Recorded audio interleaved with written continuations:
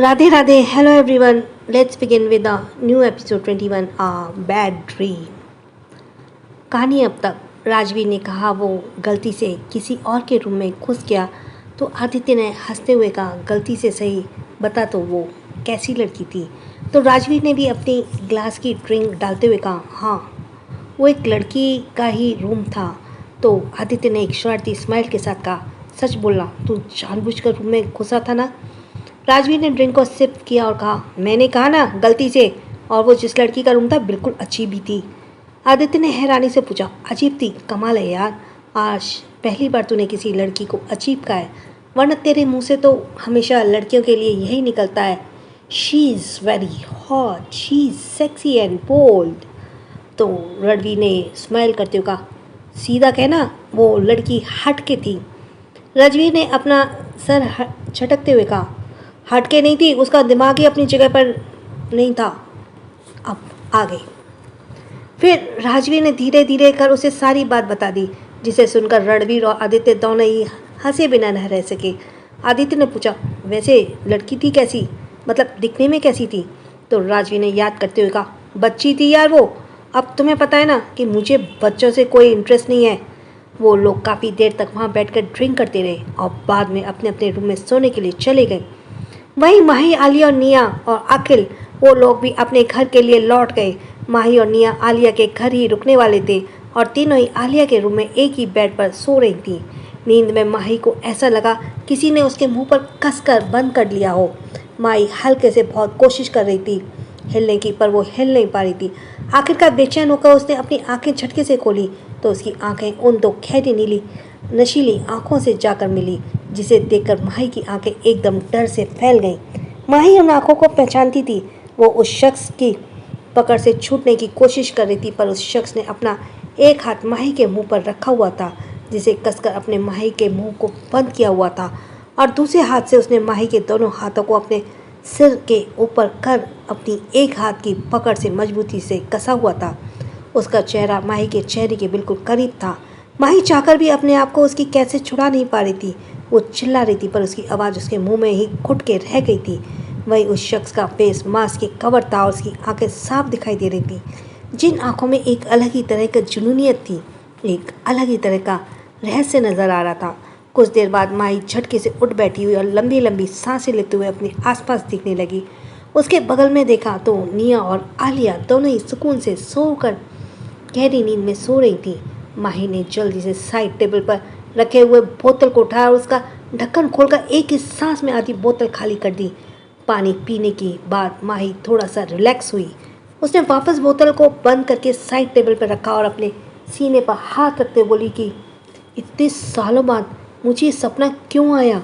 माही ने अपना सिर पर हाथ रखते हुए कहा ये सपना तो मुझे तब नज़र आता था ना जब वो शैतान अब्रॉड के लिए जा रहा था, फिर आज क्यों, और वो डेविल उसकी आंखें इतनी जानी पहचानी क्यों थी।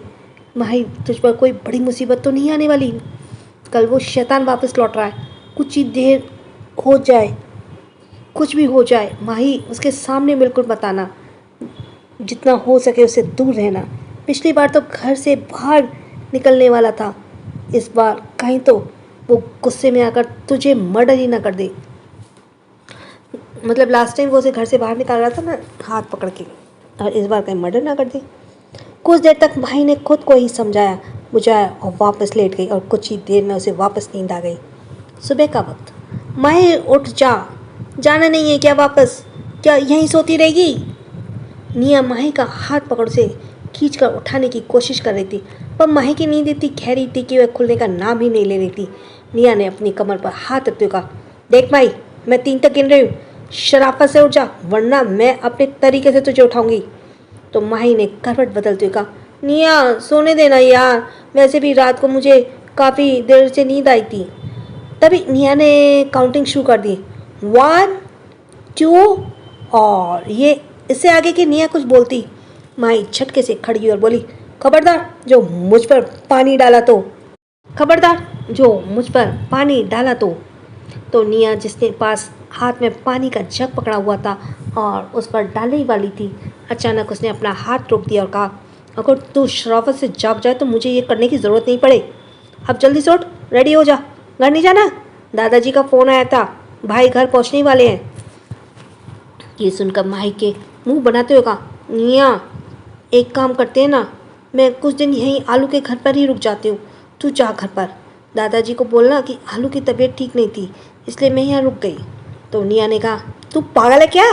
दादी उल्टा कहेगी कि आलू को घर ले आओ, यहाँ पर उसके अच्छे से केयर हो जाएगी। और वैसे एक बात बता, तू घर क्यों नहीं जाना चाहती?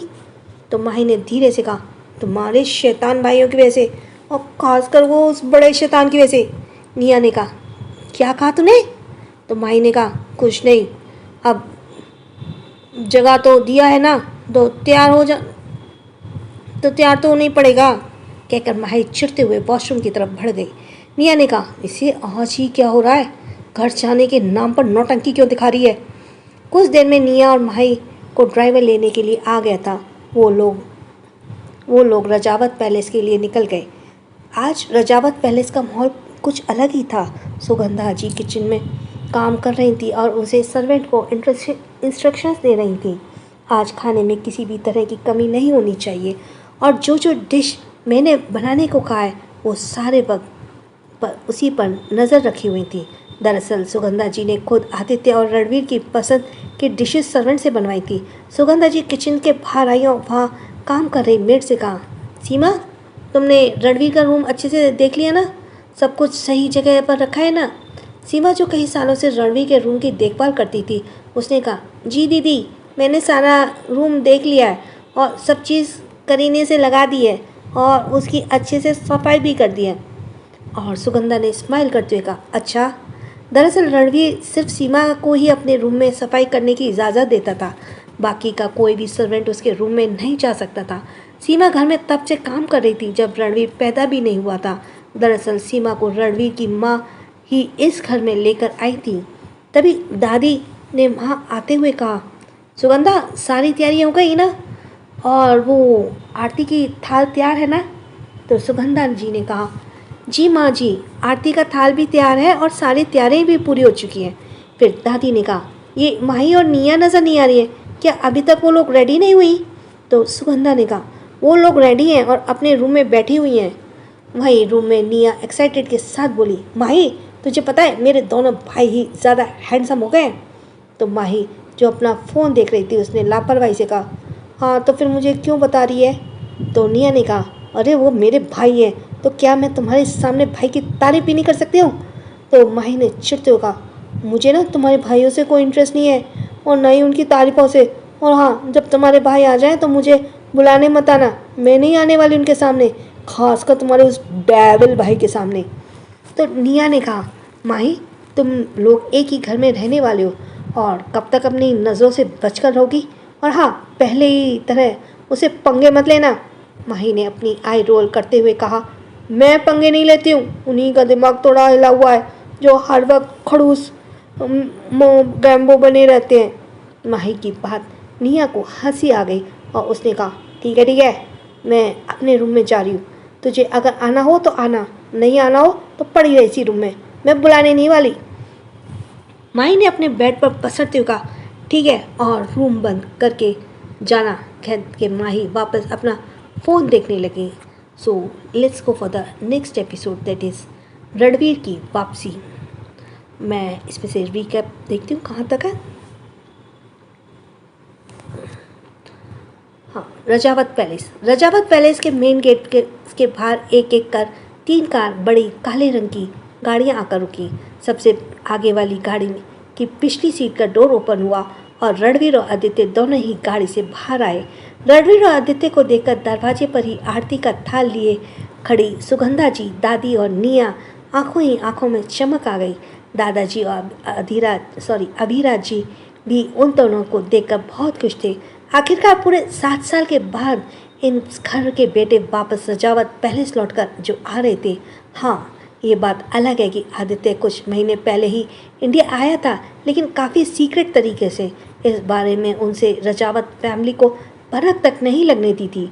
ये एक सीक्रेट मिशन था जिसके बारे में सिर्फ आदित्य, राजवीर और रणवीर को ही पता था। दादी आंखों में नमी लिए अपने दोनों पोतों को देख रही थी। वहीं निया भी बड़े एक्साइटमेंट के साथ अपने दोनों भाइयों को देख रही थी, जो अब पहले से और भी कहीं ज़्यादा हैंडसम हो गए थे।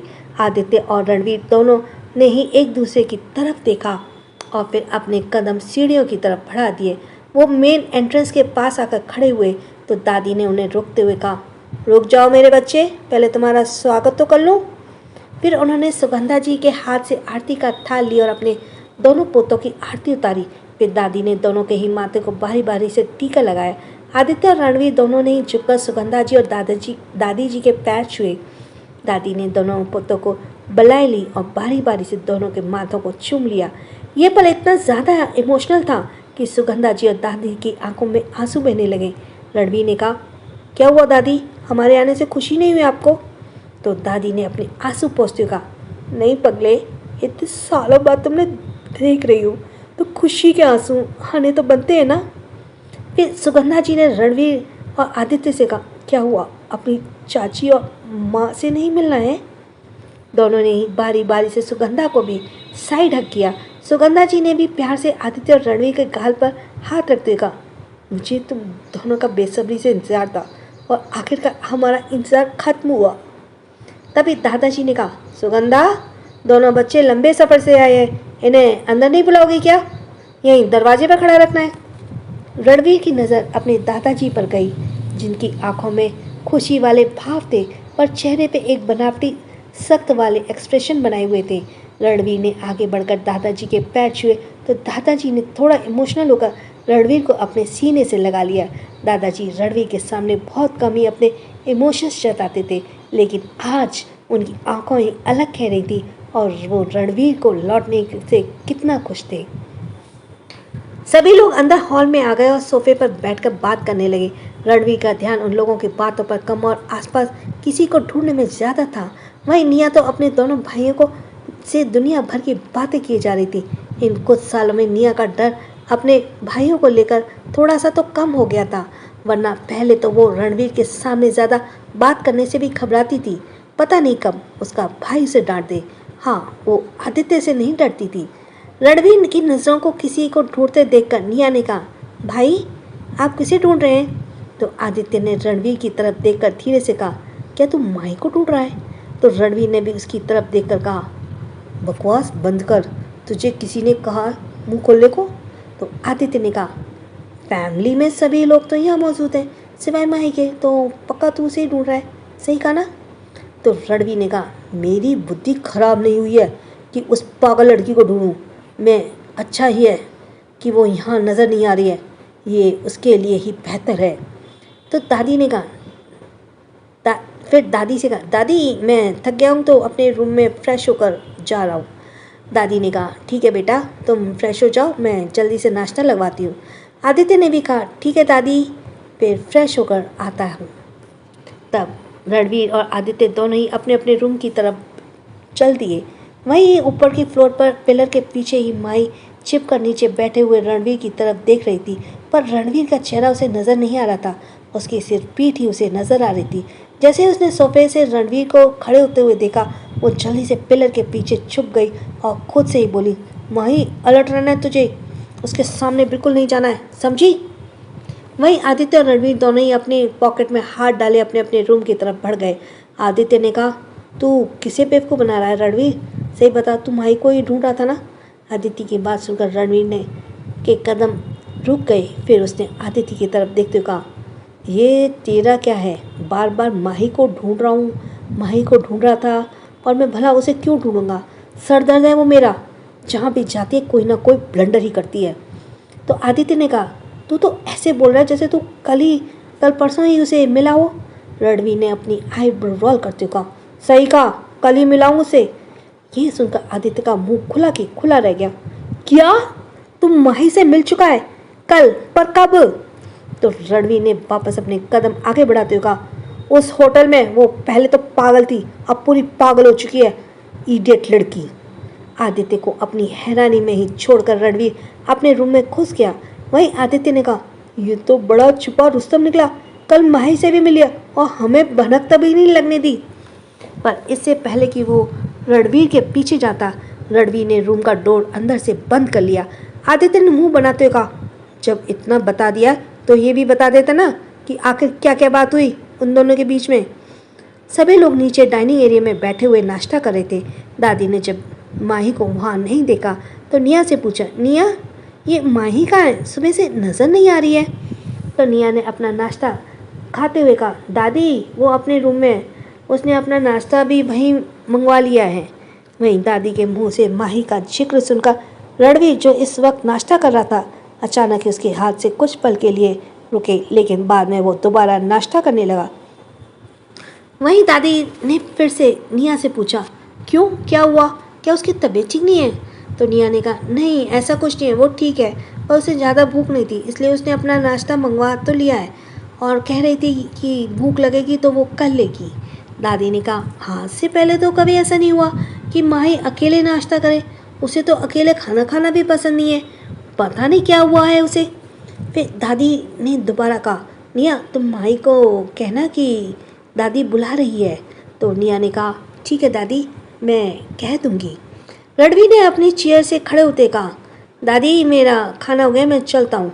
तभी दादी ने कहा, रणवीर तुम मुझे तभी दादाजी ने कहा, रणवीर तुम स्टडी रूम में आकर मिलो, मुझे तुमसे ज़रूरी बात करनी है। रणवीर ने कहा, ठीक है दादाजी, मैं 15 मिनट में आपसे आकर मिलता हूँ। वही माही अपने रूम में इधर से उधर चहलकदमी कर रही थी। अब क्या मैं पूरा दिन रूम में अंदर ही बंद रहूँगी, ऐसे कैसे चलेगा माही। तभी उसके डोर पर नॉक हुआ। माही समझ गई कि जरूर ये निया ही होगी। माही ने जल्दी से डोर ओपन किया तो वाकई में सामने निया ही खड़ी थी। निया ने अंदर आते हुए कहा, कब तक इस तरह से रूम में बंद कैद रहने का इरादा है माही। कहकर निया वहीं बेड पर बैठ गई तो माही भी उसके पास आकर बैठते हुए बोली, तो मैं क्या करूँ निया, मुझे तो कुछ समझ ही नहीं आ रहा है। तो निया ने माही से कहा, तुझे कुछ समझ नहीं आ रहा है, जिसके पास दुनिया भर के एडवाइस की भरमार होती है वो खुद के लिए नहीं समझ पा रही है कि उसे क्या करना चाहिए। माही ने मुंह बनाते हुए कहा, यार पूरी दुनिया एक तरफ और तेरा वो भाई एक तरफ, वो तुझे पता है ना कुछ साल पहले मैंने उसे कितना परेशान किया था कि कहीं वो उसका गुस्सा आज भी न उतारे। तो निया ने कुछ सोचते हुए कहा, एक काम कर, तू भाई से सॉरी बोल दे और उन्हें थोड़ा सा मस्का लगाना और उनके सामने ये जता दे कि तू अब सुधर चुकी है। तो माही ने निया को खा जाने वाली नज़र से देखते हुए कहा, सुधर चुकी हूँ से तेरा क्या मतलब है निया, क्या मैं पहले बिगड़ी हुई थी। तो निया ने कहा, अरे नहीं, इसका मतलब ये है कि तू अब भाई को ज़्यादा परेशान नहीं करेगी, बस सिंपल। तो माही ने कहा, तेरा आइडिया फिर भी ठीक है, मैं एक काम करती हूँ, मैं एक सॉरी लेटर लिखती हूँ और वो तुम्हारे भाई को दे दूँगी, ये तो चलेगा ना। तो निया ने कहा, ये भी ठीक है, ऐसा करके देख ले। फिर माही जल्दी से एक पेपर और पेन लेकर बैठती है और रणवीर के लिए सॉरी लेटर लिखने लगती है। लेकिन 5-6 पेपर वेस्ट करने के बाद भी माही को समझ नहीं आता कि आखिर में वो लिखे तो लिखे क्या। निया ने कहा, यार तुझे आधा घंटा हो गया फिर भी सॉरी लेटर नहीं लिखा जा रहा। तो माही ने कहा, तुझे पता है ना मैंने आज से पहले किसी को सॉरी नहीं बोला। ऐसा बोलते हुए माही की कल रात की बात याद आई जब उसे अनजान शख्स ने उसको ज़बरदस्ती सॉरी बुलवाया था। माही ने जल्दी से हड़बड़ाते हुए कहा, ठीक है मैं कोशिश करती हूँ। आखिरकार बड़ी मशक्क़त के बाद माही ने सॉरी लेटर लिख ही दिया। फिर खुश होते बोली, आखिरकार मिशन सक्सेसफुल हुआ। तो निया ने कहा, ये तभी सक्सेसफुल होगा जब ये लेटर मेरे भाई के हाथ में जाएगा और अब जाकर देकर आ। माही ने कहा, मैं जाऊँ मैं अकेली जाऊँ। तो निया ने कहा, पूरी सेना को मुझे तेरे साथ। तो माही ने कहा, रहने दे, मेरे कहने का मतलब है कि तू भी मेरे साथ चल। तो निया ने कहा, देख अगर रायता तू फैलाती है तो उसे समेटना भी सी, और मैं फ़िलहाल मैं कहीं नहीं जा रही हूँ, मैं सो रही, मुझे लगता है मैंने कुछ ज़्यादा ही भरपेट खाना खा लिया है। तो निया ने कहा, देख अगर माही ने अपना सर नामे हिलाया और रूम से बाहर निकल गई। कुछ देर बाद माही रणवीर के रूम के बाहर खड़ी थी। उसने 2-3 बार अपना हाथ डोर नॉक करने के लिए उठाया लेकिन वापस नीचे भी कर लिया। उसे समझ नहीं आया कि वो रणवीर को ये सॉरी लेटर कैसे दे। तभी उसके दिमाग में एक आइडिया आया और उसने लेटर को दरवाजे के नीचे से अंदर की तरफ धकेल दिया और जल्दी से तेज़ी से डोर नॉक कर वहाँ से भाग गई। वहीं रणवीर जो अंदर ही बड़ी ग्लास वॉल के सामने खड़ा हुआ था, किसी से फ़ोन पे बात कर रहा था। जब उसने डोर नॉक होने की आवाज़ सुनी तो पलट कर डोर की तरफ देखा, फिर सामने वाले से कहा, मैं तुम्हें बाद में बात करता हूँ। कहकर उसने फ़ोन अपनी पॉकेट में रखा और डोर की तरफ बढ़ गया। जब उसने डोर ओपन किया तो बाहर कोई भी मौजूद नहीं था। रणवीर ने अपनी भौहें सिकुड़ते हुए कहा, ये डोर नॉक करके कौन, किसने फालतू में डोर नॉक करके चला गया। वो वापस अंदर ही जा रहा था कि तभी उसकी नज़र फर्श पर पड़े लेटर पर गई, जिसे रणवीर ने उठाया और पलट कर देखते हुए कहा, ये किसने लिखा है और ये है क्या? सोचते हुए रणवीर ने डोर बंद कर दिया और उस लेटर को लेकर वहीं सोफे पर बैठ गया। दरअसल वो लेटर एक लिफाफे के अंदर रखा हुआ था। वो एक पिंक कलर का लिफाफा था जिस पर एक क्यूट सा इमोजी बना हुआ था और साइड में बड़े से लेटर में लिखा हुआ था, सॉरी। रणवीर ने कहा, ये है क्या और सॉरी क्यों लिखा हुआ है? रणवीर ने उस लेटर को निकाला और खोलकर पढ़ने लगा। ये पत्र मैं आपसे क्षमा याचना के लिए लिख रही हूँ। आप जैसे महान इंसान के लिए मुझे जैसे तुच्छ प्राणी से क्षमा करना कोई बड़ी बात नहीं है। वो क्या है ना कि भूतकाल में मैंने आपके साथ जो भी कुछ किया है उसका पछतावा मुझे आज तक है, लेकिन आपने भी तो मुझे तहे दिल से मजबूर किया था ना। अब उन बातों को जाने देते हैं क्योंकि कई साल बीत चुके हैं, इसलिए मैं आपसे क्षमा मांगकर ये मामला यहीं निपटा देना चाहती हूँ। अगर आप मुझे क्षमा कर देंगे तो आपके लिए अच्छा होगा, वरना डरावने वाली इमोजी बनी हुई है। दुनिया की सबसे समझदार, मासूम और शरीफ लड़की, माही शर्मा। उस लेटर को पढ़कर रणवीर ने अजीब से एक्सप्रेशन के साथ कहा, ये मुझसे माफ़ी मांग रही है फिर मुझे धमकी दे रही है, और ये क्या शब्द लिखे हैं इसने, पागल लड़की। रणवीर उस लेटर को फेंकने को हुआ कि तभी कुछ सोचकर उसने वापस लेटर की तरफ देखा और उसे फोल्ड करके अपने बेड के साइड वाली ड्रॉअर में रख दिया और वहाँ से बालकनी की तरफ चला गया। So let's for the next. खूबसूरत लड़कियों को मैं अक्सर कभी मैं रिकैप को हटा देती हूँ। रणवीर रेलिंग के पास खड़े हुए स्मोक कर रहा था।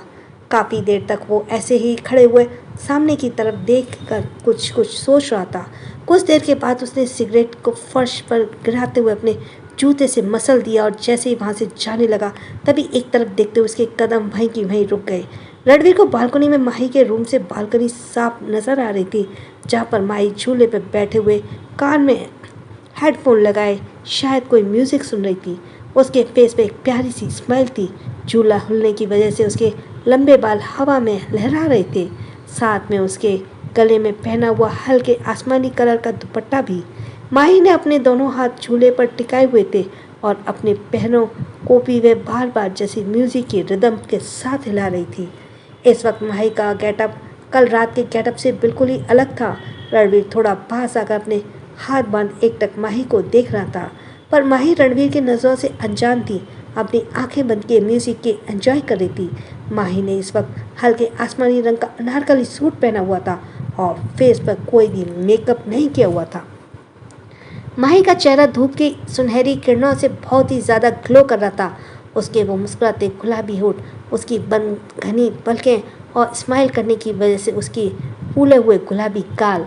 रणवीर इतनी दूर से ही माही के चेहरे को एक एक इंच की खूबसूरती को जैसे अपनी नज़रों में नाप रहा था और यह कह सकते हैं कि अपनी इंटेंस आंखों में बसा रहा था। तभी उसे अपने रूम का डोर नॉक करने की आवाज़ आई।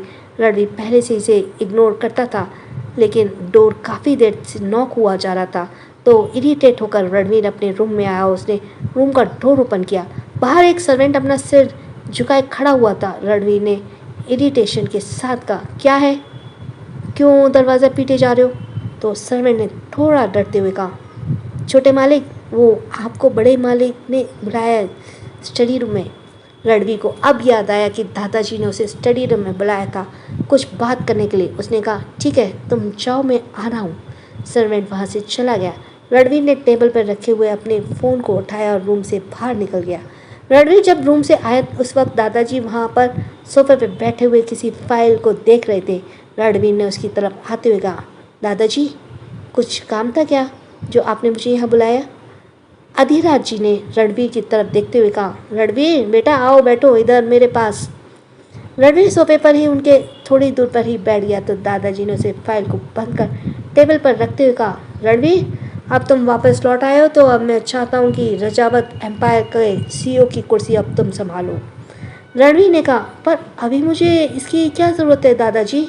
तो अधिराज जी ने कहा, ज़रूरत है रणवीर, अब मैं बूढ़ा हो गया हूँ, अब मुझसे जिम्मेदारियाँ नहीं संभाली जाती। मैंने अभिराज से भी इस बारे में बात की थी, पर वो भी सीईओ की कुर्सी नहीं संभालना चाहता।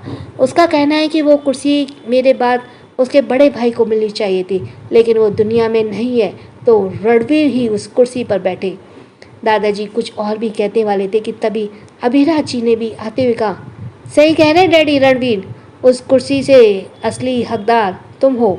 तुमने अब्रॉड में रहकर कंपनी के लिए काफ़ी कुछ किया है और कई बड़े प्रोजेक्ट तुमने कंपनी को दिलवाए हैं। तुम काफ़ी काबिल भी हो, ये तो तुमने साबित कर ही दिया है। तो रणवीर ने कहा, पर आप जानते ना मुझे फैमिली बिजनेस में कोई इंटरेस्ट नहीं है। तो अधिराज जी ने कहा, इंटरेस्ट नहीं है तो इंटरेस्ट लो।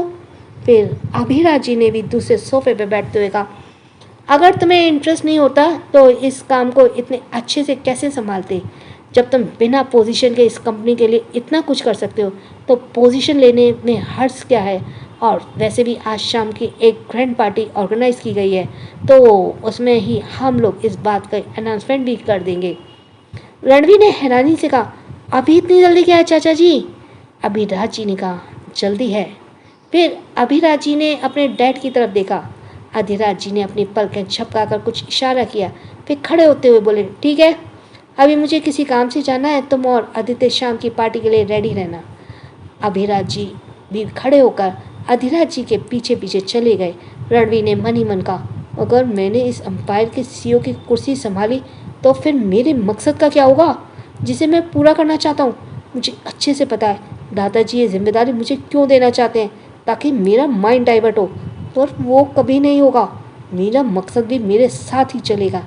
कहते हुए रणवीर के फेस के एक्सप्रेशन एकदम से सर्द हो गए। शाम के वक्त एक रजावत पैलेस में एक ग्रैंड पार्टी की तैयारियां पूरी हो चुकी थी। पैलेस के हॉल में बहुत ही खूबसूरती को सजाया गया था। इस पार्टी में शहर के बड़े बड़े लोग शामिल थे, जिसमें कुछ पॉलिटिशियन, सेलिब्रिटीज, बिजनेसमैन भी शामिल थे। साथ ही मीडिया भी वहाँ मौजूद थी, क्योंकि इतने सालों बाद इस पार्टी में राजावत खानदान के दोनों चिरागों को पूरी दुनिया के सामने इंट्रोड्यूस कराया जा रहा था। सिक्योरिटी की वजह से अधिराज जी ने कभी भी रणवीर और आदित्य, यहाँ तक कि निया को भी कभी मीडिया के सामने नहीं आने दिया था।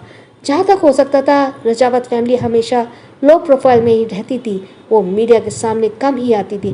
पर आज सामने से खुद रजावत फैमिली ने मीडिया को इनवाइट किया था, तो भला ये मौका वो कैसे जाने देते। और वैसे भी रजावत एम्पायर के नए सीईओ से हर कोई मिलना चाहता था। और कुछ बिजनेसमैन और सेलिब्रिटी तो ऐसे थे कि जानबूझकर अपनी जवान बेटियों को साथ में लेकर आए थे, ताकि मिस्टर अधिराज उन्हें अपने दोनों पोतों के लिए पसंद कर ले। किसी न किसी एक से अगर उनका रिश्ता जुड़ जाता है तो उनके तो व्यारे न्यारे हो जाने वाले थे। और वो लड़कियां खूब अच्छे से रेडी होकर आई थी, ताकि रणवीर या आदित्य दोनों में से कोई उन पर फिदा भी हो जाए।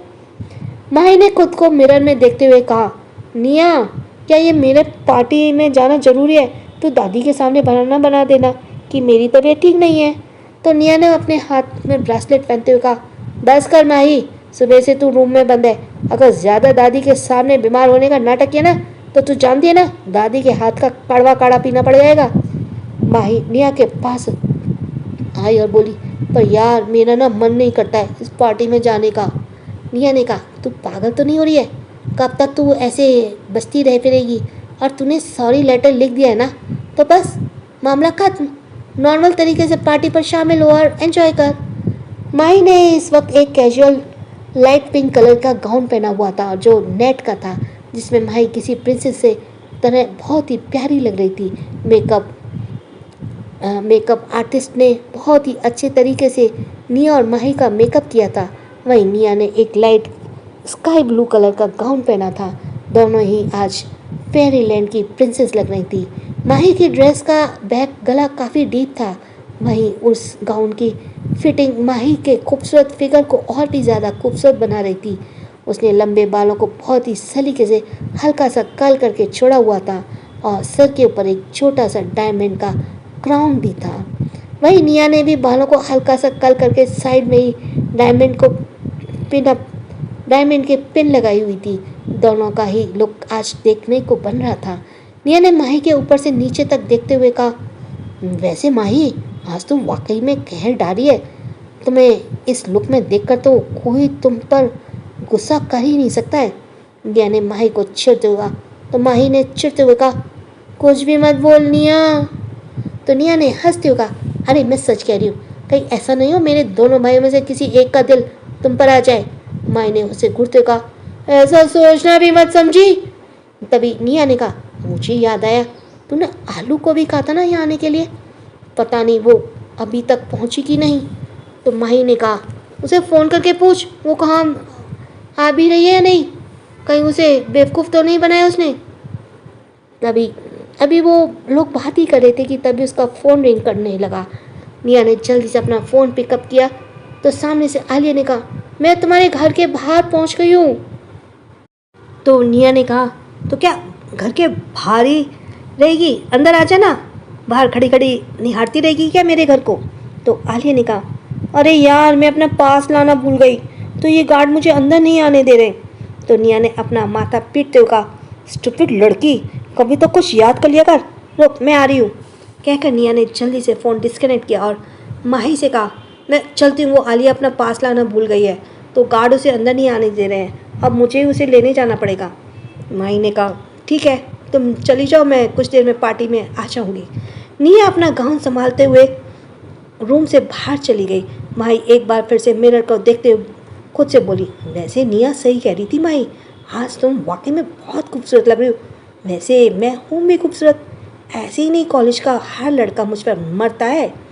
माही ने बड़े एटीट्यूड के साथ कहा। आलिया मेन गेट के बाहर खड़ी थी, माही और निया के आने का वेट कर रही थी। वो बार बार अपने फ़ोन में टाइम देख रही थी। बाकी लोगों की गाड़ियाँ एक एक करके अंदर जा रही थी। आलिया को बाहर खड़े होने की काफ़ी शर्मिंदा भी महसूस हो रही थी, जैसे आज गेट पर पुराना वाला गार्ड खड़ा हुआ हो नहीं था, वरना वो आलिया को पहचानता। आज पार्टी की वजह से हाई सिक्योरिटी लगाई गई थी, इसलिए गार्ड भी कई दूसरे ही थे। आलिया ने एक और कोशिश करते हुए कहा, अंकल प्लीज़ मुझे अंदर जाने दो, मैं तो कई बार इस घर में आई हूँ ना। तो उस गार्ड ने बड़ी ही शालीनता के साथ कहा, देखिए मैम, हमें सख्त ऑर्डर मिले हैं कि बिना पास किसी को भी अंदर नहीं जाना दिया जाए, आप हमारी भी मजबूरी समझिए ना। तभी गाड़ी के तेज हॉर्न की आवाज़ आई। आलिया और गार्ड दोनों ने ही पलटकर पीछे की तरफ देखा तो एक ब्लैक कलर की गाड़ी हॉर्न पर हॉर्न दिए जा रही थी। आलिया ने कहा, इसे किस बात की इतनी जल्दी है, जाना है तो जाए ना, मैं कौन सा इसके रास्ते में खड़ी हूँ। आलिया की यह बात भूल ही रही थी, पर वाकई में वो रास्ते में ही खड़ी थी, इस बात का उसने ध्यान ही नहीं दिया था। वहीं गार्ड जल्दी से भागकर गाड़ी के पास आया तो गाड़ी को विंडो ग्लास नीचे करते हुए गार्ड ने कहा, सर प्लीज़ पास दिखाइए। तो अंदर बैठे शख्स ने अपने 2 उंगलियों में पकड़े हुए पास को गार्ड की तरफ किया। गार्ड ने उस पास को लिया और उसे अंदर जाने के लिए कहा, सर प्लीज़ आप अंदर चले जाइए। तो उस शख्स ने कहा, वो लड़की सामने से हटे तो मैं अंदर जाऊँ ना। तो गार्ड ने आलिया की तरफ देखा, वो वाकई में रास्ते में ही खड़ी थी। गार्ड ने कहा, मैं अभी उसे हटाता हूँ। फिर वो गार्ड जल्दी से आलिया के पास है और कहा, मैम आप रास्ते में खड़ी हैं और गाड़ियों को दिक्कत हो रही है, प्लीज़ आप साइड हो जाइए। आलिया को अब रियलाइज़ हुआ कि वाकई में वो गलत जगह खड़ी है, तो चुपचाप सिर झुकाए वो साइड हो गई। वहीं वो गाड़ी आगे बढ़ी, लेकिन आलिया के पास आकर रुक गई। आलिया ने जब उस गाड़ी के ड्राइविंग सीट पर बैठे एक शख्स को देखा तो एकदम से उसकी आंखें हैरानी से बड़ी हो गई। वहीं उस शख्स ने भी अपनी आंखें छोटी करते हुए पूछा, तुम तो वही हो ना जो कल रात होटल में। आलिया ने जल्दी से अपनी नज़र दूसरी तरफ करते हुए कहा, होटल? कौन सा होटल? मैं किसी होटल में नहीं जाती हूँ, आप शायद किसी और की बात कर रहे होंगे। गाड़ी की ड्राइविंग सीट पर कोई और नहीं, राजवीर बैठा था। तो राजवीर ने एक टेढ़ी स्माइल करते हुए कहा, खूबसूरत लड़कियों को मैं अक्सर कभी भूलता नहीं। सो इसी के साथ continued for the next episodes and thanks for listening. छोटों को प्यार, बड़ों को सम्मान। राधे राधे।